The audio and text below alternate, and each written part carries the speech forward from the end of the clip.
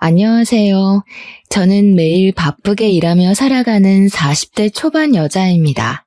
어디선가 인연이 아닌 것에 온 마음을 다해도 돌아오는 건 없으니 쉽게 인연을 맺지 말라는 글을 본 적이 있어요. 인연을 맺는 것이 이토록 신중해야 할 일인지 깨닫지 못했던 예전의 제 모습이 떠올라 사연을 보내봅니다. 제 학창 시절은 비교적 평범했어요.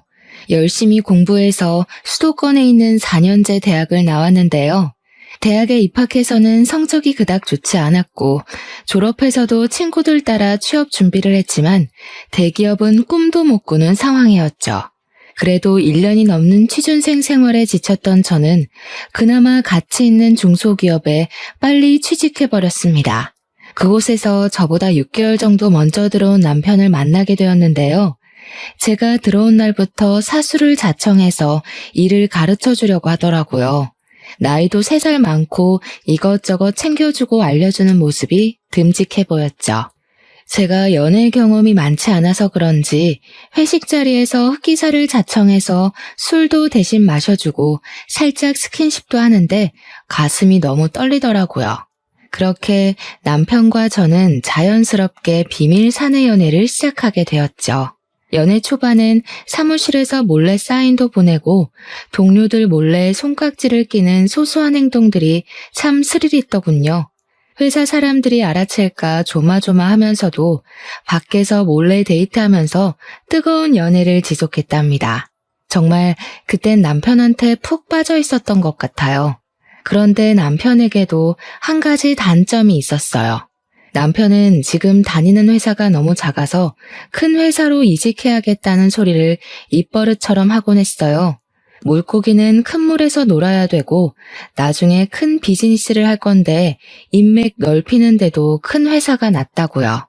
사실 저는 지금 회사가 복지도 나쁘지 않고 전망이 밝은 분야라 계속 다닐수록 괜찮을 것 같다는 생각을 하고 있었거든요. 비밀로 해야 하는 연애에 점점 지치기도 했고 미래 계획이 있는 남편이 야망 있어 보여서 굳이 말리지는 않았어요. 그리고 몇 개월이 지났을까 저한테 예고도 없이 회사를 관두었더라고요.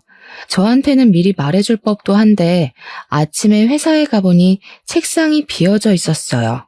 황당해서 전화를 해보니 이미 이직할 회사도 다니고 있다고 걱정 말라기에 안심을 했죠. 그런데 황당하게도 거의 3개월을 그냥 놀더라고요. 데이트할 비용이 없다고 잘 만나지도 않으려고 하길래 제가 만나고 싶은 마음이 더 커서 비용을 다 내가며 만나곤 했네요. 오빠, 이직할 회사 다 정해진 거 아니었어? 어떻게 된 건데? 별거 아니야. 알 거 없어. 지금 알아보고 있어. 왜 답답하게 말을 안 해줘? 어떤 상황인지 나도 알아야지. 아니, 마지막에 연봉 협상하는데 처음에 말했던 거랑 너무 다르잖아. 제일 중요한 게 연봉인데 이렇게 장난치는 회사 뻔한 거 아니야? 그런 데 갔다가 고생만 해. 그 회사가 어디였는데? 나도 좀 알아보게. 됐어. 다 끝난 걸 왜 자꾸 들춰? 지금 더 괜찮은 회사랑 조율 중이니까 기다려. 오빠 못 믿어? 알아서 잘하겠지 하는 마음으로 돈 때문에 스트레스 받지 말라고 용돈도 가끔 찔러주고 반찬도 해주면서 뒷바라지를 했어요. 제 월급도 많지는 않아서 넉넉하진 않았지만 그래도 내 남자 길을 펴주기 위해 노력하자는 마음이 더 컸거든요. 사실 제가 중학생 때부터 아버지가 공장을 운영하고 계셔서 금전적으로는 부족한 것 없이 자라왔어요. 취직해서도 부모님께서 용돈을 따로 챙겨주셔서 사고 싶은 걸 못 사는 경우는 없이 살아왔답니다. 그래서 남편한테도 돈 아끼지 않고 제 나름대로 최선을 다하려고 했죠. 남편 생일에 갖고 싶다던 운동화를 사주니 눈이 휘둥그레지며 월급으로 생활비 내면 빠듯할 텐데 괜찮겠냐고 걱정을 해주더라고요. 그래서 사실 아버지가 공장을 하셔서 좀 도와주신다고 간단히만 말을 했거든요.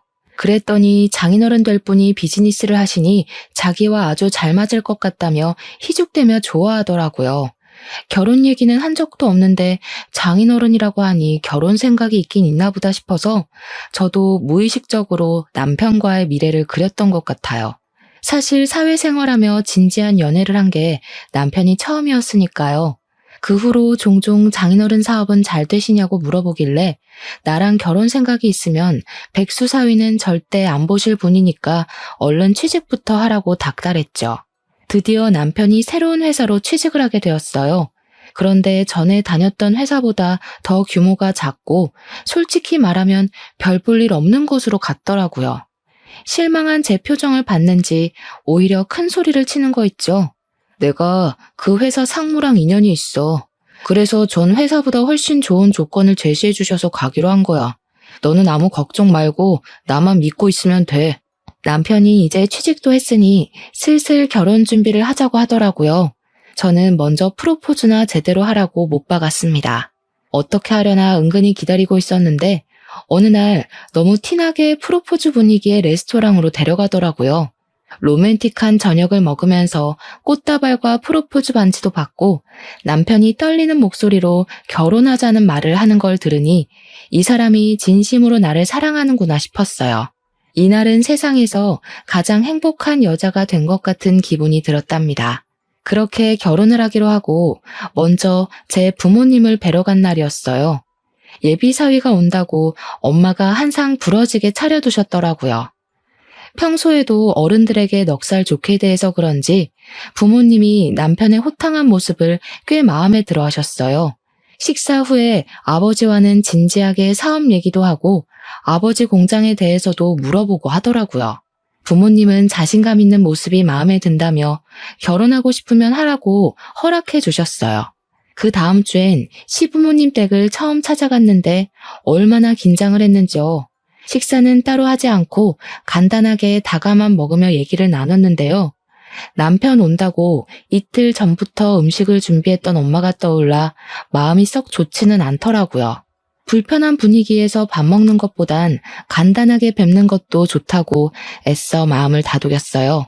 수도권에 있는 아파트에서 두 분이 사시는데 시아버지는 은퇴하고 소일거리로 경비 일을 하고 계시고 시모는 요양보호사 자격증까지 땄다가 너무 힘들어서 관두셨다고 하더라고요.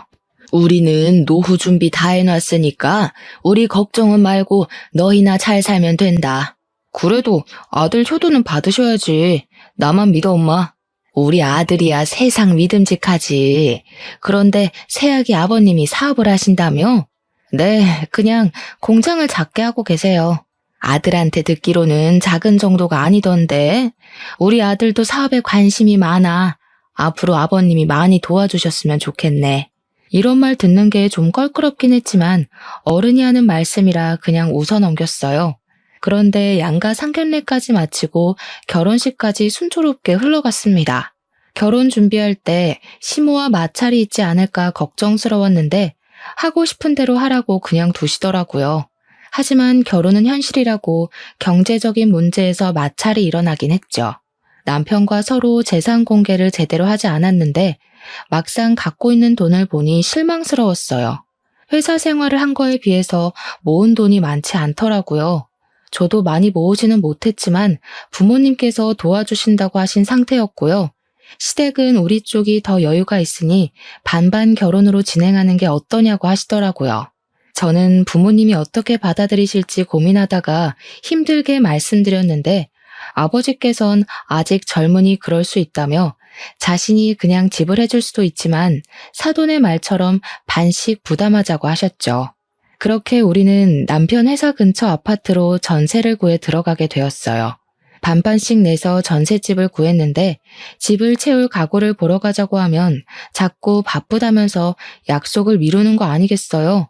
결국 이사날은 다가오고 들어가서 살긴 해야 하니까 제가 비싼 가전과 가구 대부분을 채워 넣었어요. 관심도 없다가 내가 냉장고 배송되었다고 하면 쪼르르 달려와서 호들갑 떨면서 좋아하는데 얄밉기도 했죠. 지금은 이렇게 시작하지만 미래에 큰일을 할 사람이니까 내가 양보하면 된다는 마음으로 좋게 좋게 넘어가려고 애썼어요. 그렇게 1년은 꿀 떨어지는 신혼답게 행복하게 지냈던 것 같아요. 시댁도 별로 터치를 안 하고 찾아가는 일도 많지 않았어요. 생각보다 고부 갈등이 없으니 결혼을 잘한 것 같단 마음도 들더라고요. 근데 어느 날부터 남편이 회사에 다녀오면 매일 불평을 하기 시작하는 거예요. 저는 칼퇴근을 하는 편인데 남편은 저보다 항상 늦게 오거나 야근하는 일이 잦긴 하더라고요. 남편이 징징거릴 때마다 타일러도 보고 나도 힘들다고 짜증을 내보기도 했죠. 하루는 저녁에 퇴근해서 집에 들어왔는데 남편이 런닝 차림에 텔레비전을 보며 낄낄거리고 있더라고요. 여자의 촉이 무섭다고 그런 남편을 보자마자 뒷골이 쫙 당기면서 찌릿했죠. 회사가 무슨 장난이야? 무슨 회사를 2년을 못 채우고 간도. 내가 할 일도 아닌 걸 떠맡아서 맨날 야근해야 되는데 그런 데를 계속 다니냐? 그러다 나 병 생기면 네가 병수발 다 하고 네가 혼자 돈 벌어오고 다 책임질 거야? 그걸 지금 말이라고 해? 어차피 당신 일 안 하면 내가 생활비 다 대야 되는데 뭐가 달라? 야, 걱정 마. 훨씬 괜찮은 데로 바로 이직할 거야. 나 못 믿어? 점점 남편을 믿을 수가 없게 되고 저도 지쳐갔어요. 이번엔 또 얼마나 걸려서 새 직장을 찾을 건지, 몇 년 지나도 백수로 지내면 어떻게 해야 할지 별별 생각이 다 들었답니다. 제가 회사에 가 있는 동안 집에서 도대체 뭘 하는 건지, 저녁에 와보면 돼지우리가 따로 없었는데요. 밥도 제가 차려놓고 간 것만 먹고요. 식탁에 꺼내놓지 않으면 찾아서 먹지도 않는 것 같더라고요. 설거지는 당연히 안 하고 제가 차려놓은 그릇 그대로 식탁에 둬서 다 말라붙어 있고요. 과자만 사서 먹는 건지 쓰레기통엔 과자 봉지가 가득하고 정말 미치겠더라고요.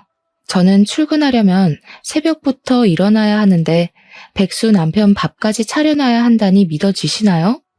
너무 진절머리가 나서 이제는 안 차려놓을 거니까 알아서 꺼내 먹던지 라면을 끓여 먹던지 마음대로 하라고 으름장을 놓아버렸죠. 그랬더니 이제는 배달 음식을 시켜 먹더라고요. 들어가는 생활비는 점점 늘어나기 시작했죠. 결혼 전에는 화장품 다 쓰면 바로 백화점 가서 샀는데 이젠 인터넷 쇼핑으로 제일 저렴한 것만 검색해보고 그것마저도 쉽게 결제를 못하는 지경에 이르렀어요. 배달 음식을 매일 시켜 먹으면 어떡해? 생활비가 배로 늘었어. 너 지금 돈 번다고 유세하냐? 걱정 마. 사업해서 성공하면 몇 배로 갚아준다. 도대체 번다는 그 돈을 언제 벌 건데? 사업은 언제 할 건데?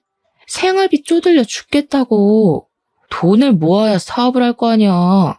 가뜩이나 일 안 되는데 자꾸 옆에서 쪼아댈래? 너 아버님한테 용돈 많이 받잖아. 왜 돈 없는 척하고 그래? 뭐라고? 당신 지금 우리 아빠 믿고 이러고 있는 거야? 나 돈 진짜 없어. 화장품도 하나 제대로 못 산다고. 화장품 비싼 거 좀 사서 바르지 마. 그런다고 호박이 수박되냐? 그렇게 매일이 전쟁이었어요.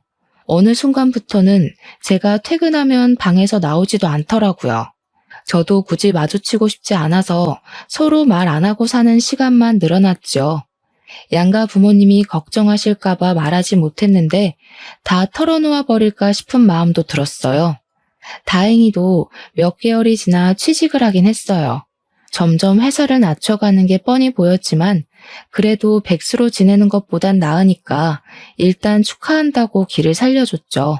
이번에는 아주 첫날부터 불평불만이 대단하더라고요. 전철에서 왕복 2시간을 견디는 게 너무 시간 낭비라나요? 저는 전셋집 얻은 처음부터 회사까지 왕복 2시간이 넘었는데 말이에요. 무조건 6개월만 버티라고 타일러도 보고 관두지만 말라고 사정까지 해봤네요. 매일매일 퇴근하고 문 열면 남편이 있을까봐 조마조마한 심정을 누가 알까요? 웃긴 건 두려웠던 일이 막상 벌어지자 아무렇지도 않았다는 거예요. 이번엔 1년도 못 채우고 직장을 관뒀더라고요. 화가 머리끝까지 나서 남편이 말해도 대꾸도 안 하고 없는 사람 취급을 하며 며칠을 지냈어요.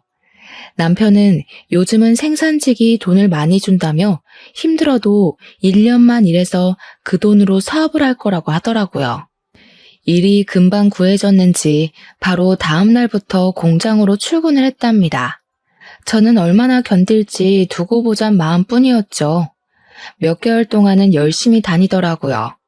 통장에 찍히는 월급을 자랑스럽게 보여주는데 많이 벌긴 하더라고요. 이대로만 하면 금방 돈 모은다고 얼마나 기세등등 하던지요. 저도 열심히 하는 남편을 다시 한번 믿어보기로 했어요. 그래도 남편이니까요. 힘든 일 하니까 보양식 위주로 더 잘 챙겨 먹이려고 하고 한약도 지어서 먹여가며 응원해줬네요. 그런데 많이 버는 만큼 남편 씀씀이는 점점 커지는 느낌이 들었어요. 세탁하려고 옷 정리하다 놀랄만한 금액의 식당 영수증이 나오는 건 예사였고요. 차를 바꾼다고 외제차를 보러 다니질 않나 기분이 쎄하더라고요. 힘들게 번 돈 엄한데 쓰지 말라고 한 소리 했더니 신경 끄라고 신경질을 내는 게 아니겠어요? 아니나 다를까 그 후부터 슬슬 짜증을 내는 날이 늘기 시작했죠. 그런 남편의 모습을 보니 또 시작됐구나 하는 생각이 들어 가슴이 덜컹했답니다. 불행은 가장 평범한 하루에 불쑥 들어온다고 하잖아요. 밤에 일을 하고 아침에 들어온 남편이 출근하는 저를 보자마자 인상을 구기더라고요. 남편은 밤새 힘들게 일하고 들어왔는데 마누라는 뽀얗게 화장하고 꿀빨로 가니까 좋냐? 아침부터 왜 시비야? 나도 회사에서 힘들어. 나도 그 회사 다녀봤는데 널널한 거 누가 몰라? 이 공장은 사장이 영 글렀어. 남자들만 힘든 일 시키고 힘들어 미치겠다. 회사가 커져서 할 일도 엄청 많이 늘었어. 널널하긴 뭐가 널널해. 그래, 너네 회사 커져서 좋겠다. 여자들이란... 여기서 여자들이란 말이 왜 또 나오는데? 공장 아줌마들도 맨날 수다나 떨고 커피나 마시고 일은 남자들이 다 하고 더러워서 못 해먹겠다 진짜. 또 관둔다고 하기만 해? 나 진짜 못 참아? 못 참으면 어쩔 건데. 나 지금 때려치고 나오는 길인데 어쩔래? 아침부터 시비를 걸더니 적반하장으로 나오는 남편을 보니 기가 막히더라고요. 아, 관뒀다는 말을 하려고 그랬구나 하는 생각이 들자 어찌나 사람이 교활하게 느껴지던지요. 다시 한번 말해봐. 진짜 그만뒀어? 그래. 사장 새끼가 역 같아서 내가 면전에다 침 뱉어주고 때려쳤다. 이래서 공장하는 새끼들이 무식하다고 하는 거야. 뭐라고? 우리 아빠도 공장 사장이야. 입 조심해. 제 목소리가 싸늘하게 바뀐 걸 알아차렸는지 남편이 저를 바라보다가 입을 다물더라고요. 그리고는 욕짓거리를 하며 문을 박차고 나가버렸습니다. 남편은 이틀이 지나도 집에 들어오지 않았죠. 저도 마음이 심란했지만 연락도 일절하지 않았어요. 집을 청소하다가 남편의 지난 월급 명세서를 봤는데 공장 이름이 눈에 띄더라고요. 사실 얼마 못 가 관둘 걸 예상하고 있어서 어디에 다니는지 신경도 안 썼거든요. 공장 이름이 낯익어서 대표 이름을 확인해보니 역시나 아버지의 친한 지인분이셨어요. 예전에 아버지 따라서 공장으로 놀러 간 적도 있었고 제 결혼식에도 오셨을 정도로 잘 아는 분이었답니다. 저는 무슨 일이 있었는지 한번 알아보려고 공장 사무실로 전화를 걸어봤는데 바로 저를 기억하시더라고요. 영주가 무슨 일로 전화했어? 잘 지내지? 아버지한테 무슨 일 있니?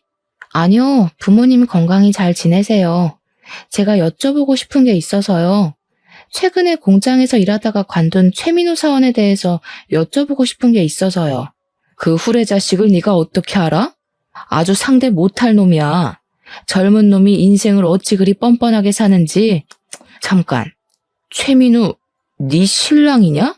결혼식까지 갔는데 완전 딴판이라 못 알아봤구만. 이어지는 사장님 말에 저는 낯이 너무 뜨겁고 부끄러워 한마디도 하지 못했어요. 남편은 일도 열심히 안 하고 매번 노닥거린다고 아줌마들이 욕하기 일쑤였다는데요. 심지어는 그 아줌마들한테 매일 치근덕거렸다고 해요. 어쩌다 새로운 아줌마가 들어오면 일을 가르쳐준다는 핑계로 하루 종일 옆에서 붙어 있고요. 시키는 일도 제대로 안 해서 잘라야 할지 말지 고민하고 있던 차에 아줌마들이 단체로 남편이 자꾸 쓸데없는 접촉을 해서 불쾌하다며 항의를 했다네요. 그래서 한 소리 했더니 자기 장인이 더 큰 공장 한다면서 이딴 데 바로 때려친다고 나가버렸다는군요. 아저씨, 제가 대신 사과드릴게요. 정말 죄송해요. 저 염치 없지만 아버지한테는 말씀하지 말아주세요. 괜히 걱정만 하실 것 같아요. 나중에 정리되면 제가 말씀드릴게요. 네가 그렇게 해달라니 말은 안 하겠지만 사실 너를 생각하면 당장 너희 아버지한테 말해서 너 집에 데려가라고 말하고 싶다. 아주 글러먹은 놈이야. 지금 네 상황은 잘 모르겠지만 아직 안 늦었으니 잘 생각해봐라. 예전에 같은 회사에 다닐 때만 해도 남자답고 젠틀한 성격을 가졌다고 생각했는데 사장님의 말을 들으니 내가 아는 남편이 정말 맞는지 혼란스러웠어요. 그동안 취직자리 구하면서 스트레스를 많이 받아서 그럴까? 아님 나랑 결혼해서 변한 걸까? 별 생각이 다 들었죠. 그때 시모에게 전화가 와서 어쩔 수 없이 전화를 받았어요.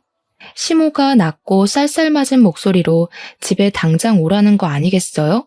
저도 이참에 여지껏 있었던 일들 다 털어놓고 해결할 작정으로 시댁으로 찾아갔답니다. 시댁 현관문을 열고 들어가니 시모는 팔짱을 끼고 저를 쏘아보고 있고 남편이 소파에 대자로 누워 핸드폰을 보며 희죽대고 있더라고요.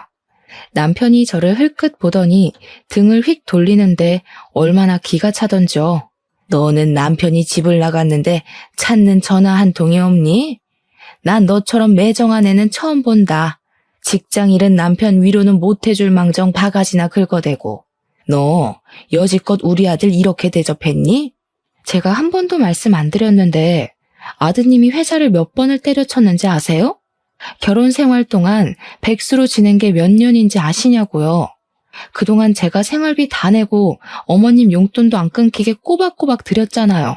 그거 다 남편 월급이 아니라 제 월급으로 어머님 용돈을 드렸다고요. 아드님 때문에 속이 썩어 문드러진 건 저예요, 어머님. 어디서 시부모한테 말대답을 따박따박해? 남편이 일 구할 동안은 당연히 일하는 마누라가 생활비를 대는 거지. 그럼 너희 생활비를 부모가 대주니? 부부는 일심동체인데 남편이 어려우면 돕는 건 당연한 거지. 어디서 유세는? 그리고 매달 용돈이 꼴랑 얼마나 된다고 그거 준다고 이 난리를 쳐? 이게 어디서? 시모가 얼굴이 벌개지도록 악을 쓰는 모습을 보고 있으니 말로는 통하지 않을 것 같더라고요. 갑자기 시모가 제 머리채를 잡고 흔들었어요. 태어나서 한 번도 당한 적 없는 폭력을 당하니 정신이 아득해지면서 쓰러질 것 같았어요. 내가 지금까지 너를 너무 풀어줬지? 그러니까 이 요망한 게 시험이 무서운 걸 모르고 바락바락 대들고 남편을 쥐잡듯이 잡아? 니까짓 게 뭔데 우리 아들 기를 죽여?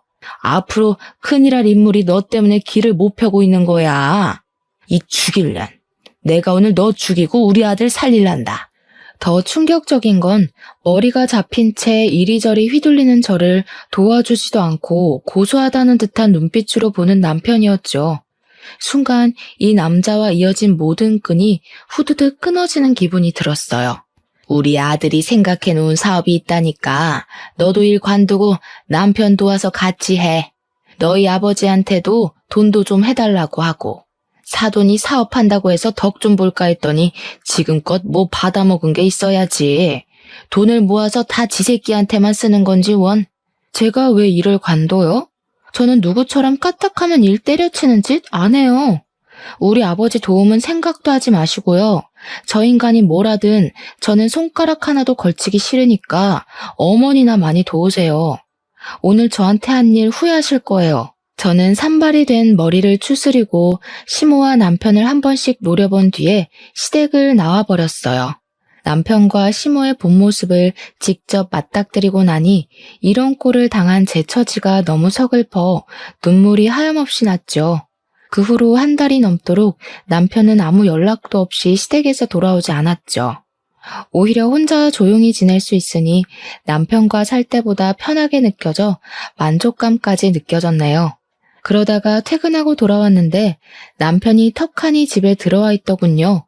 머리도 말끔하게 올리고 빳빳한 셔츠를 깔끔하게 입고 당당하게 식탁 의자에 앉아 있는데 어디 선보러 나온 줄 알았네요.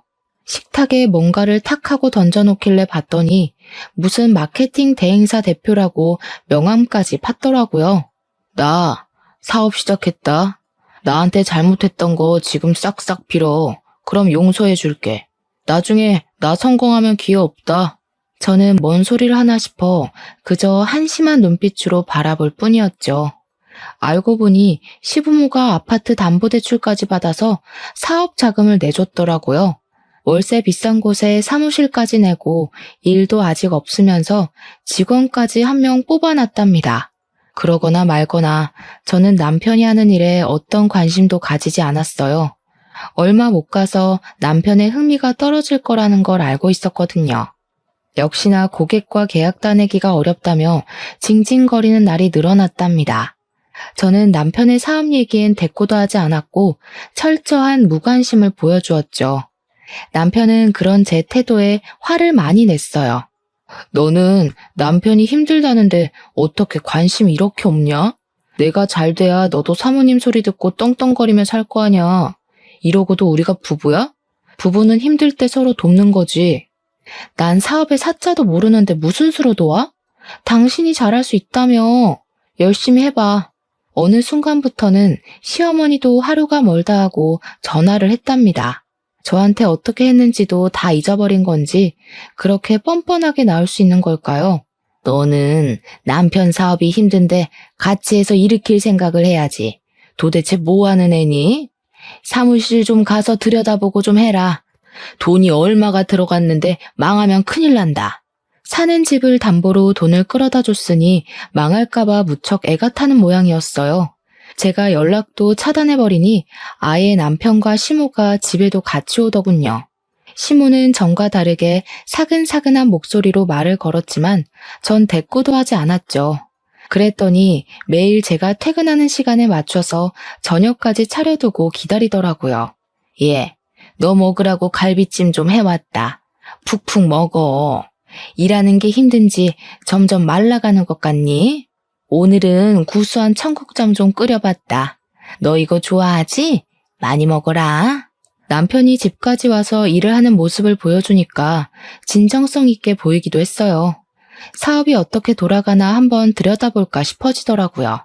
그래서 큰맘 먹고 남편 사무실을 처음 찾아가 봤죠. 인테리어도 깔끔하게 잘 해놔서 나름 전문적인 느낌도 들고 잘해보면 괜찮을 것 같았답니다. 제가 사실 회사에서 마케팅 영업을 담당하고 있어서 남편 사업 분야에 대해 꽤 알고 있긴 했어요. 재정 상태부터 쭉 살펴보니 허점도 많고 해결해야 할 부분도 눈에 많이 띄었어요. 남편한테 지나가는 말로 대충 설명해줘도 알아듣지도 못하기에 결국 제가 나서서 하나씩 고쳐주기 시작했죠. 놀랍게도 제가 손댄 지 얼마 되지 않아서 수익이 조금씩 나기 시작했답니다. 지켜보던 남편도 역시 회사에서 배운 게 많다며 치켜 세워주고 소식을 들은 시부모도 우리 며느리가 최고라며 비싼 소고기까지 결혼하고 처음 사주더라고요. 사업이 쑥쑥 커가는 게 눈에 보이니까 저도 잘하고 싶은 욕심이 생겼죠. 아버지가 모임에서 아는 대표님들이 많은 걸 알았기 때문에 부탁을 좀 해서 계약도 많이 따낼 수 있었어요. 적자였던 사업의 규모가 순식간에 커지기 시작했고 제가 할 일은 점점 늘어갔어요. 저는 회사에서 퇴근하면 쉬지도 못하고 남편 사무실로 가서 일을 해야 했어요. 남편은 고객 관리를 한다면서 밖으로 나가 있는 날이 많았고 정작 모든 일은 제 몫이었답니다. 사업이 커질수록 남편은 달라져만 갔어요. 아침에 출근할 때 보면 보지도 못한 명품 셔츠를 턱 걸치고 있고 비즈니스를 하려면 비싼 시계를 사야 한다는 둥 외모 치장에 열중을 했죠. 저는 일에 치여서 옷을 챙겨 입을 정신도 없는데 말이에요. 언제부터인가 숟가락 들 힘도 없이 몸에 힘이 쭉 빠지고 피곤한 날들이 계속되었어요. 새벽에 출근해서 밤 11시에 집에 오는 생활을 계속하다 보니 몸에 한계가 왔다는 걸 느낄 수 있었는데요. 남편에게 몸이 아프다고 말해도 무슨 약속이 그렇게 많은지 아침마다 뛰어나가기 바빴죠. 시모에게도 힘들어서 몸살 날 것 같다고 말해봤는데 이참에 회사 때려치고 남편 일이나 도우라지 뭐예요? 그러던 어느 날 출근 준비를 하는데 밑에서 뭐가 후두둑 떨어지기 시작했어요. 너무 놀라 화장실로 달려갔는데 하혈을 하고 있었고 생리통보다 심한 통증이 배와 등에서 휘몰아치기 시작하더라고요. 너무 아파서 정신을 잃을 정도였죠.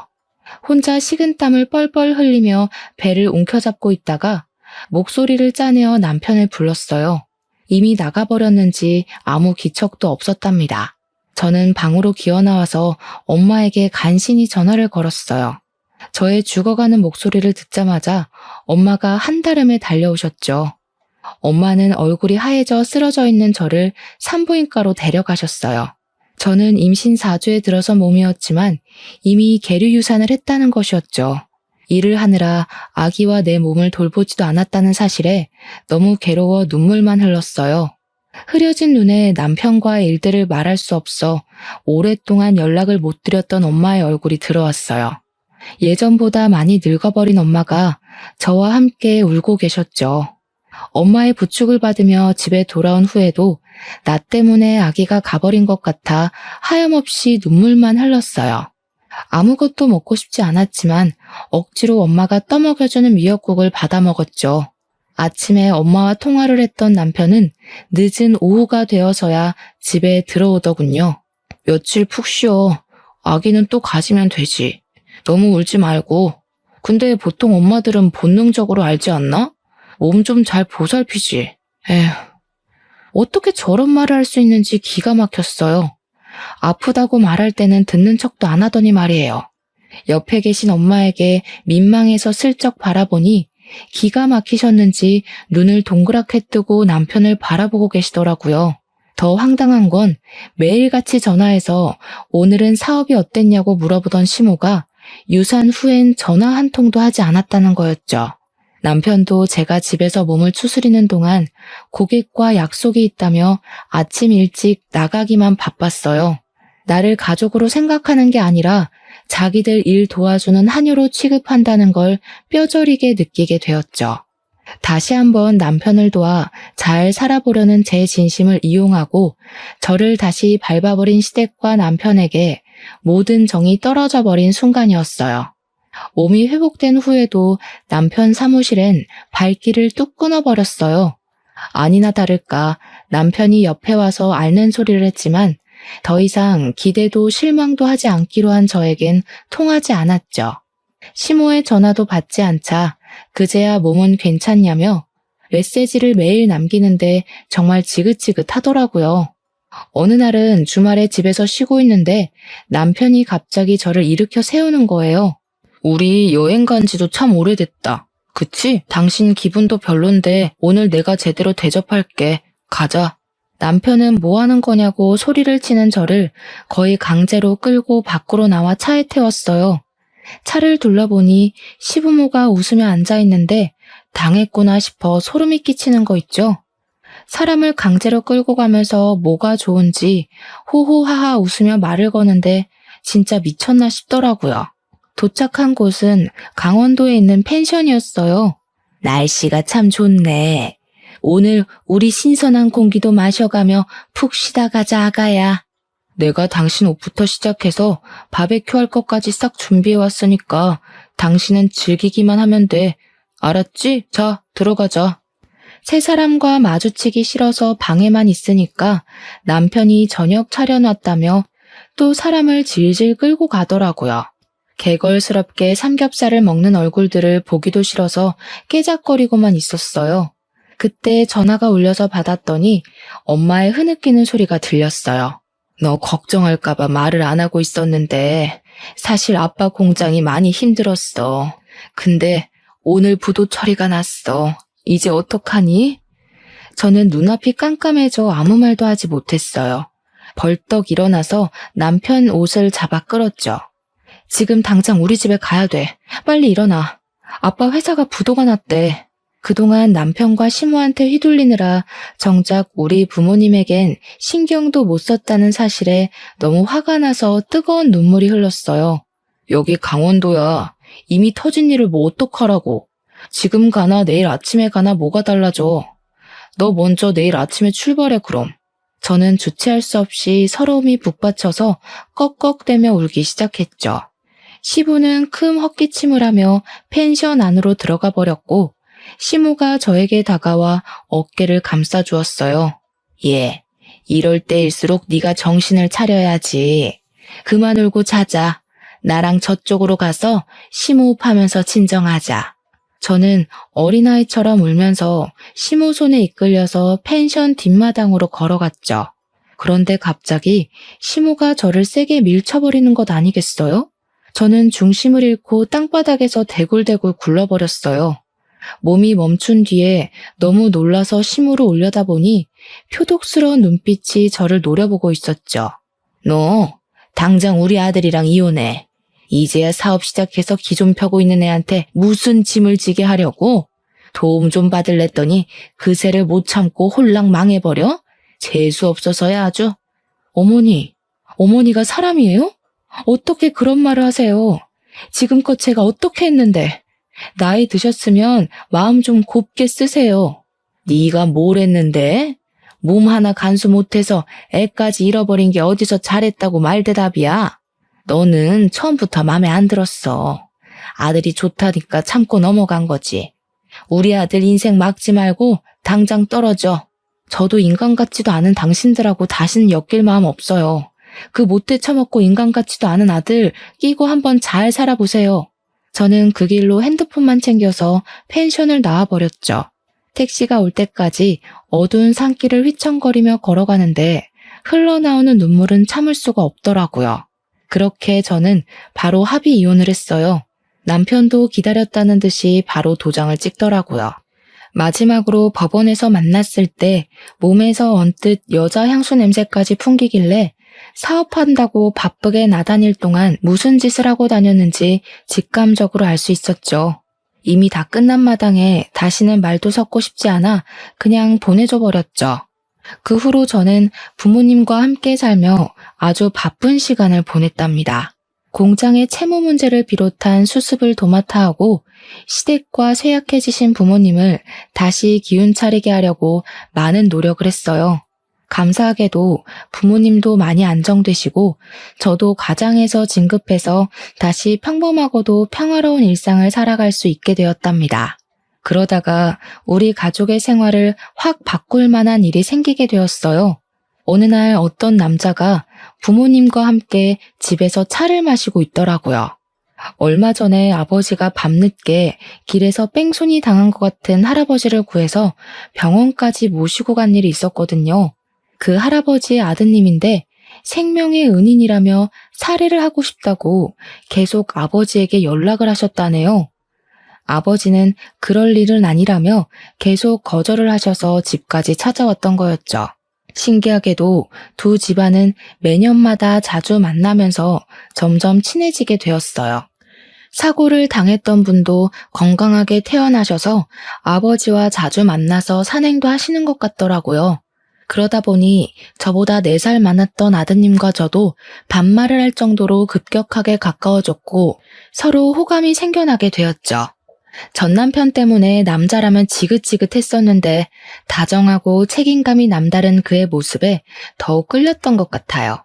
둘 다 한 번의 이혼의 아픔이 있어서 현 남친의 고백을 받았을 땐 망설이기도 했지만 다시 용기를 내어 시작해보기로 했죠.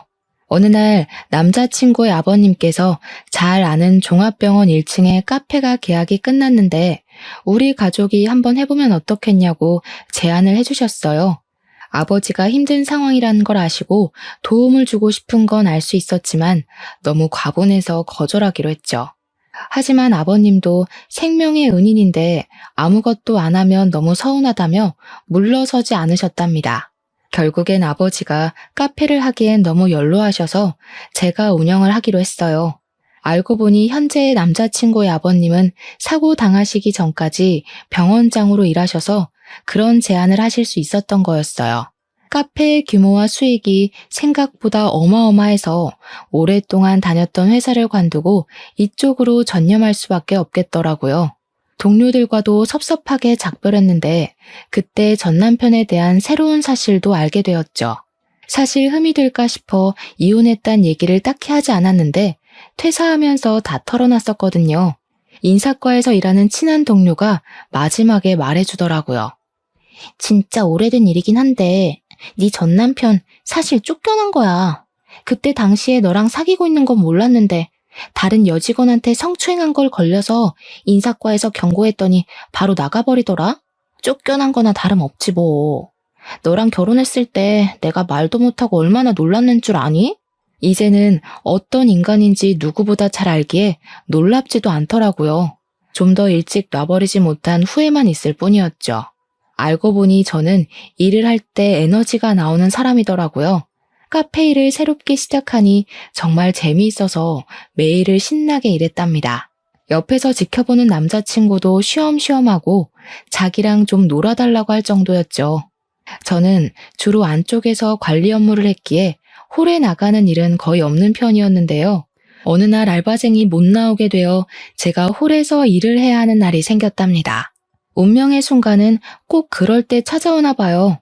테이블을 닫고 있는데 어디선가 쳐다보는 시선이 느껴져서 돌아보니 세상에 시모와 전 남편이 떡하니 보이더라고요. 너무 놀라서 그대로 굳어버렸고 시모가 의기양양한 표정으로 저한테 걸어오더라고요. 아니 이게 누구야? 원수는 어디서 만난다더니 남편 버리고 잘 사는 줄 알았더니 여기서 홀서빙이나 하고 있니? 저는 대꾸할 가치도 못 느껴서 안쪽으로 들어가려고 했죠. 갑자기 시모가 제 어깨를 꽉 움켜잡는 것 아니겠어요? 야 이년아, 어딜 도망가? 너 우리 아들 얼굴 봤어 못 봤어? 너랑 헤어지고 스트레스 받아서 우리 귀한 아들이 암에 걸렸어. 이게 다 너 때문이야. 너 때문에 사업도 다 망하고 집도 날아가고. 너 당장 내 돈 물어내. 이 남편 잡아먹은 년아. 시모가 악을 쓰며 저한테 달려들더라고요. 병원의 사람들이 다 저를 쳐다보며 수군대는 것 같았죠. 시모가 또 내 머리채를 잡으려고 손을 뻗더군요. 그래서 냉큼 시모의 뒷다리를 걸어 넘어뜨려 버렸습니다. 땅바닥에 내팽겨친 시모가 얼굴이 벌개져서 나를 잡으려고 악을 썼죠. 저는 너무 화가 나서 설거지하는 양동이에 얼음을 잔뜩 담아와서 시모 얼굴에 그대로 던져버렸습니다. 시모가 물에 젖은 생쥐꼴로 벌떡 일어나서 몸을 파르르 떠는 게 가관이더라고요. 이 정신나간 할망구가 남 탓하는 버릇을 아직도 못 고쳤네? 누울 자리 보고 다리를 뻗어야지 어디서 행패야 행패가. 내가 아직도 당신 며느리로 보여요? 당신 아들 암 걸린 게 왜 내 탓이에요? 우리 집 망했다고 이때다 싶어 쫓아낼 땐 언제고 누구한테 돈을 물어내래.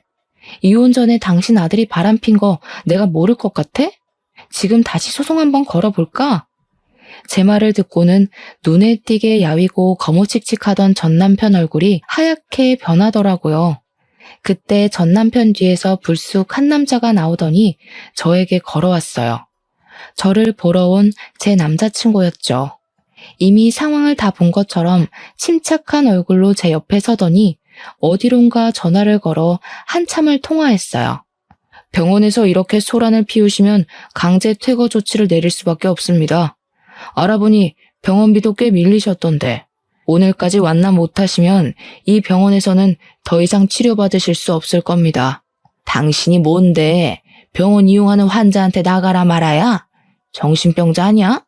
현 남친은 가만히 제 어깨를 감싸 안았어요. 그걸 보던 전 남편의 입술이 덜덜 떨리는 걸 볼 수 있었죠. 뭐야, 당신 남자 생겼어? 나를 두고 어떻게 이럴 수가 있어? 이혼한 지 몇 년이 지났는데 당신이야. 너야말로 정신병자야? 그러는 지는 여자들한테 틈만 나면 치근덕거린 거 내가 모를 것 같아? 당신들 쫓아낼 수 있는 권한 정도는 충분히 있으니까 제 걱정은 마시고요. 지금부터는 저분들하고 말씀하세요. 사실 현 남친은 이 병원에서 일하는 의사였고 아버지가 병원장이었기에 확정된 건 아니지만 거의 차기 병원장으로 낙점된 상태였거든요. 진료 끝나고 비는 시간이 있으면 수시로 제 얼굴을 보러 카페에 오곤 했기에 큰 소리가 들리자 바로 달려왔던 거였어요.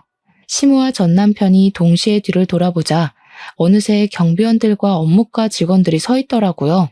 당황한 시모는 현 남친 앞으로 가서 연신 허리를 굽신거렸답니다. 저희 사정 좀 봐주세요. 몸이 아픈 사람을 이렇게 쫓아내면 어떡하나요? 아가야, 정말 미안하다. 내가 이렇게 사과하마. 저를 향해 연신 손을 비비는 시모를 뒤로하고 남자친구는 저를 데리고 카페 안쪽으로 들어가 버렸죠. 원무과 직원들이 시모와 전 남편에게 다가와서 뭐라고 말하자 시모는 울먹이고 전 남편은 하늘만 바라보고 있었어요. 나중에는 무릎까지 꿇고 싹싹 비는데 직원이 일어나라고 끌어올리는데도 꿈쩍도 안 하더라고요. 병원비가 없는 모양인데 저런다고 달라질 것도 없는데 말이에요. 전 남편은 결국 퇴원당한 것 같았고 이후로 다시는 그들의 얼굴을 보지 않고 살 수 있었죠. 저는 여전히 병원 카페를 운영하며 바쁘게 지내고 있고요. 지금 남자친구와 곧 결혼하기로 해서 준비하느라 더욱 바빠질 예정이랍니다. 하지만 제 인생 어느 때보다 보람차고 행복하게 살고 있어요. 자신만의 행복을 용감하게 찾아가고 싶은 분들에게 제 사연이 힘이 되었으면 하는 마음으로 글을 마칠게요. 들어주셔서 감사합니다.